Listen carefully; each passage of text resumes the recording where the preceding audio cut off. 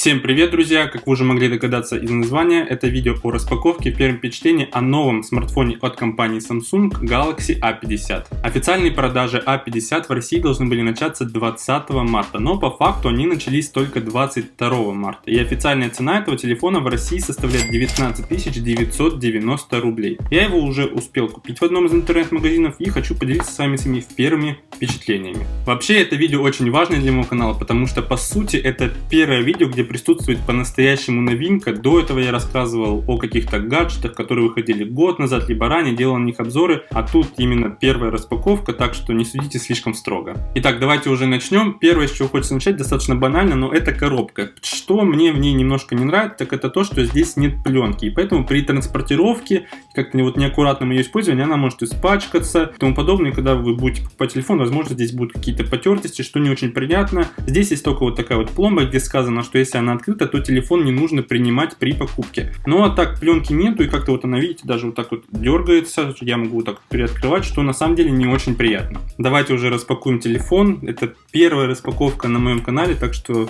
если я как-то запарю дубль, то уже запарю. Давайте так вот разрезаем. Опс, все, готово. Открываем крышечку. Магия Apple. Вот так вот. Опс.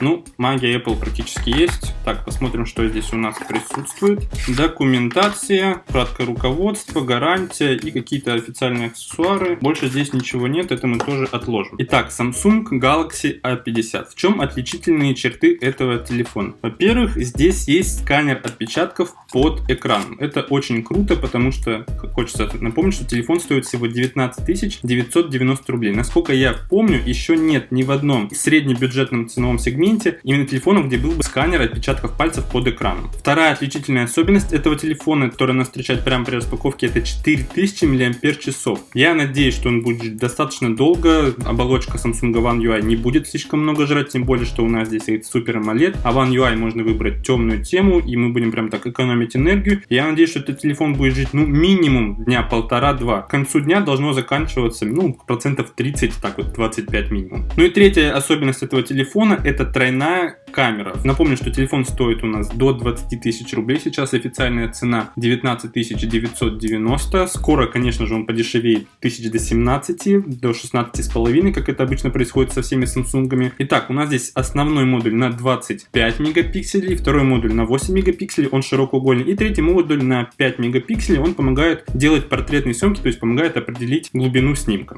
Итак, вот у нас телефон без пленок. Выглядит он, я его еще не включил экран, но скажу, что выглядит он будет бомбезно. Посмотрите, что у нас минимальные рамки по дисплею, то есть смартфон среднеценового сегмента. У нас здесь установлен U-Infinity дисплей. Давайте первый раз его включим и посмотрим на этот Super AMOLED дисплей. Так, вот видите, Powered by Android, Samsung Galaxy A50. Итак, у нас здесь установлен процессор Exynos 9610. Это аналог Snapdragon 660. И при цене этого смартфона практически 20 тысяч. Процессор в нем установлен на самом деле так себе, мог быть и получше, потому что Snapdragon 660, допустим, стоит в Xiaomi Mi A2, который сейчас, я не знаю, сколько стоит, 1013, может быть, чуть дороже. Redmi Note 7, который вышел вот буквально недавно, скоро также начнет продаваться официально в России. Его стоимость вообще будет там тоже 12-13 тысяч начинается отсюда. И такой процессор у нас установлен в Xiaomi Mi 8 Lite. Это вот такие вот смартфоны, которые известны, с чем можно сравнить. Так, ну давайте посмотрим на дисплей. Первый раз у меня в руках, именно чтобы телефон был у меня с таким дисплеем. И скажу, что он меня,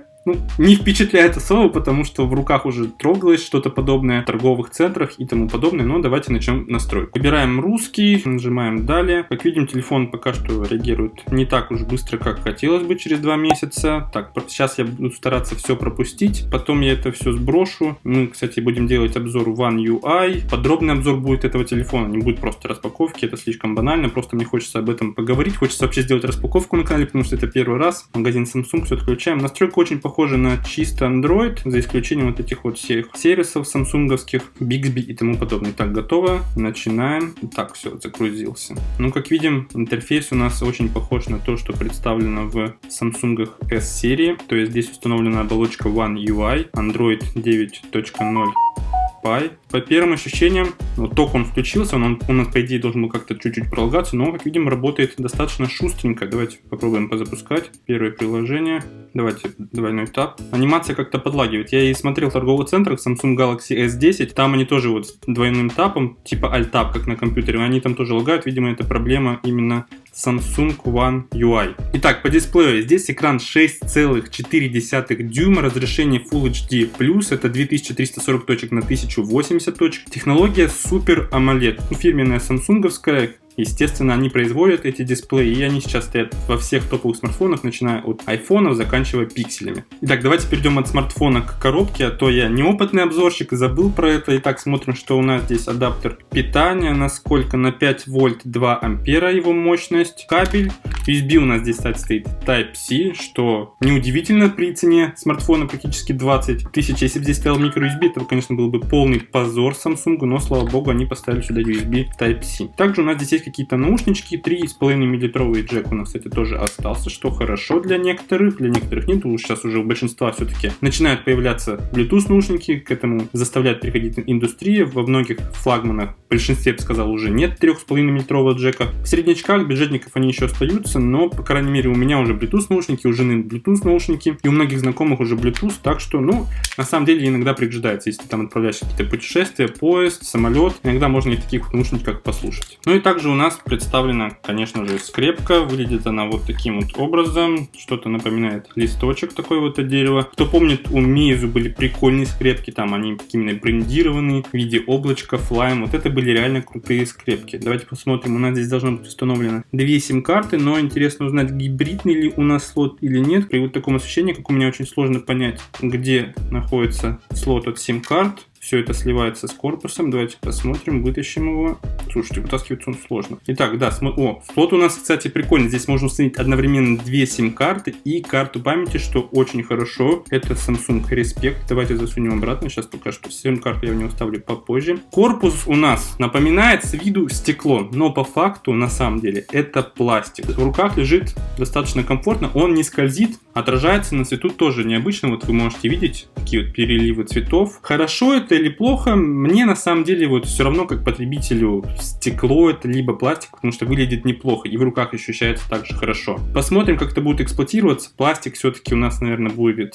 я не могу сказать, все-таки не Нострадамус, будет ли он царапаться сильнее, чем стекло, либо наоборот, стекло царапается сильнее. Время покажет, протестирую все. И я обычно к телефонам отношусь достаточно так аккуратно, они у меня в чехлах. Кстати, по поводу чехла, я читал, что здесь должен быть чехол, но, как видим, чехла нет. Это вот я читал на связном сайте, связной нас обманул, По поводу памяти, моей модельке установлено 64 гигабайта встроенной памяти и 4 гигабайта оперативной памяти. Также еще есть моделька на 128 гигабайт встроенной памяти. По поводу оперативки не помню, скорее всего 6 гигабайт, как показывает практика, чем больше памяти, тем больше оперативки. Давайте первое проверим, что мне сейчас интересно, это сканер под экраном. Буду устанавливать прямо при вас. Сканирование отпечатка пальца, видим, у нас сканер под стеклом. Здесь у нас установлен дактилоскопический сканер отпечатка пальцев. Есть также ультразвуковой, который, например, стоит в Samsung Galaxy S10. В чем разница? В ультразвуковом, во-первых, у нас скорость разблокировки намного быстрее, а также он может работать, когда у вас, например, руки влажные, либо там как-то, не знаю, под дождь попали, он все равно будет работать. В дактилоскопическом такое не работает, но, по крайней мере, мы проверим, посмотрим. Так, давайте попробуем. Удерживать дольше, вот надо дольше удерживать. Я уже привык к таким обычным сканерам, что там так прикасаешься, как Движнов, вот так вот.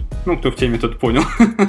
Так, удерживаем. 30%, 35%. Добавляется он, кстати, не так быстро, как у нас классический сканер отпечатка пальцев. Слушайте, долго. Я сейчас ускорю запись, чтобы вам не было слишком скучно. Как видим, телефон нам сам подсказывает, какие участки пальца нужно еще просканировать. Они подсвечиваются таким вот синим интерфейсом. Но я вот что-то прикладываю, и он так вот долго у меня регистрирует, господи, очень долго. Так, наконец отпечаток пальца добавлен. Это все потом. Я все равно тебя потом сброшу и заново настрою. Давайте пробовать. Дактилоскопический палец отпечатка под стеклом. Что, сразу разблокирует? Офигеть. Слушайте, я просто первый раз это делаю, мне необычно. Слушайте, круто. Во-первых, не нужно его разблокировать, а потом нажимать. То есть он у тебя в выключенном состоянии, ты вот так вот прикладываешь, разблокировался. Как Движнов завещал. Слушайте, да, время ему надо. Все-таки это, во-первых, у нас не Galaxy S10, а подешевле, но 19990 сканер под экраном, как бы прикола от этого нет, если бы он стоял у нас здесь, было бы даже лучше, потому что скорость бы была лучше, как бы к этому, наверное, все привыкли. Давайте еще раз так разблокируем. Слушайте, ну прикольно. Так, а если вот сравнить? Ну где-то секунды 1,5-2 нужно. Давайте последний раз. Раз, два.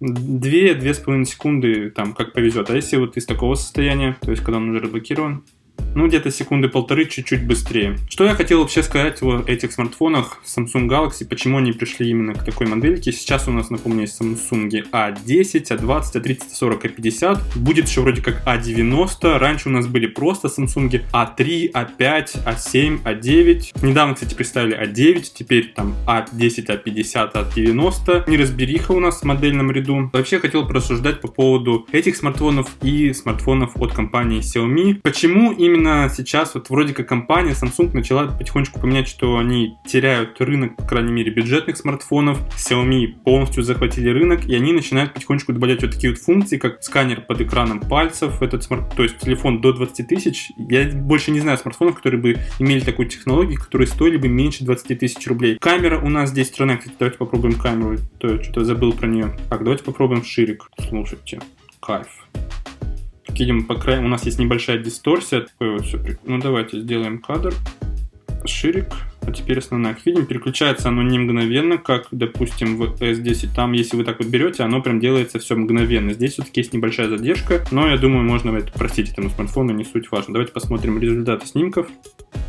Так, вот в таких вот условиях. Давайте посмотрим тут. Тут не очень, то есть фокус у нас был здесь все хорошо, по краям не зацепило. Так, а если посмотреть на ширик? На ширике, конечно, да, видите, вы даже не увидите, что у вас находилось в фокусе. Если тут вообще фокус непонятный, то есть он подходит для таких вот, для крупных планов, в городах, в лесу, прям будут получаться офигенные кадры, но не рассчитывайте на супер качество, то есть это больше именно такой на вау-эффект, на широкоугольную фотографию. Также у нас есть здесь портрет, давайте посмотрим, есть ли у нас портрет в фронталке, вот я сделаю, так, живой фокус, слушайте, ну есть. Посмотрим, как это работает. Во-первых, видимо, у нас здесь есть эффект размытия в реальном времени.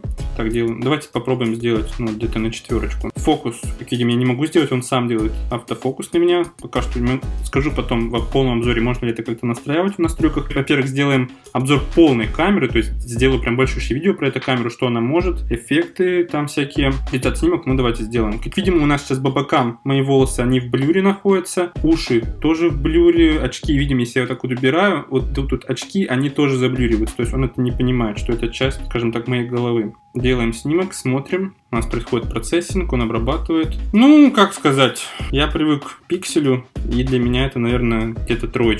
Для людей, у которых, наверное, нет супер флагманов, это будет нормально, но, опять же, тут все эти бьютификации, тоны кожи, нафиг надо все это убирать. В общем, потом в полном обзоре про камеру будет отдельное видео, про нее расскажем. Будет полный обзор этого смартфона, будет обзор оболочки One UI, потому что у меня уже есть много видео про Android, теперь настала очередь One UI, и вообще я решил выбрать этот телефон, потому что с ним я могу снять достаточно много видосов и про Samsung Pay, и про камеру, и про One UI. Сам смартфон мне прежде всего интересен, потому что здесь есть вот такая вот штука.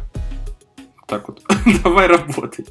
Вот, сработало. Как фича прикольно, но это не практично, я могу сразу сказать. Лучше бы, конечно, был сканер отпечатков где-нибудь здесь, это было бы намного практичнее. Наверное, подведем конец этой распаковки. Вообще, Samsung, они очень хитрые. Во-первых, они производят сами экран Super AMOLED. У них есть, кто не знал, у них есть свои заводы по производству экранов, по производству оперативной памяти, по производству встроенной камеры. Они делают свои процессоры. Вообще, этот смартфон, по сути, сделан практически полностью на фабриках Samsung, изготовлены именно части. Например, Xiaomi те же самые, они практически своего ничего не делают. У них там есть свой процессор, который применяется в некоторых смартфонах. Они все остальное заказывают, у них есть контракт, они демпингуют, то есть снижают цены. Samsung, они как бы делают цену достаточно так нормальную, но при том там себестоимость, я уверен, настолько прям меньше, чем у Xiaomi, и они столько денег делают на этих смартфонах, но при этом они такие вот хитрые, все равно они не хотят прям полностью конкурировать с Xiaomi, бороться за рынок, видимо, им и так хватает, потому что таки бренд Samsung, дешево слишком нельзя делать, но тем не менее, хорошо, что есть уже сдвиг, что с такой ценой у нас есть такие технологии, у нас есть встроенная камера, поговорим про ее качество, это уже другой разговор, но вообще это прикольно, что у нас нас, во-первых, есть хороший модельный ряд,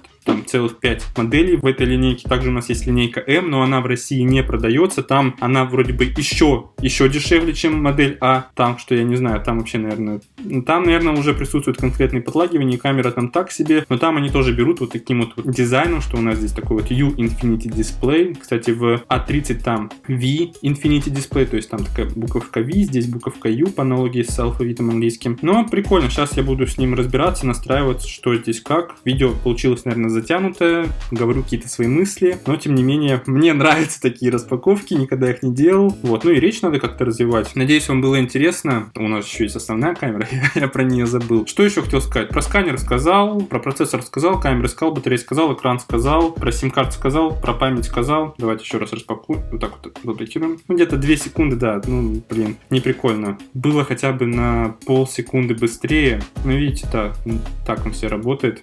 В первые 5 раз прикольно, потом ты уже такой расстраиваешься, что нафиг они сюда его добавили. Вот, ну, спасибо, что досмотрели это видео до конца, если вы его досмотрели. Если вы еще не подписаны, это у нас первое такое сумбурное видео. Обычно я стараюсь делать их со сценарием, чтобы было все кратко, без воды, полезно. Надеюсь, что вам понравилось. Сейчас вот здесь вылезут 2 каких-нибудь видоса. Посмотрите, если вам интересно. Увидимся в следующих видео. Будет у нас много видео с этим смартфоном. Покупал его как бы такую инвестицию, потому что нужно развивать канал.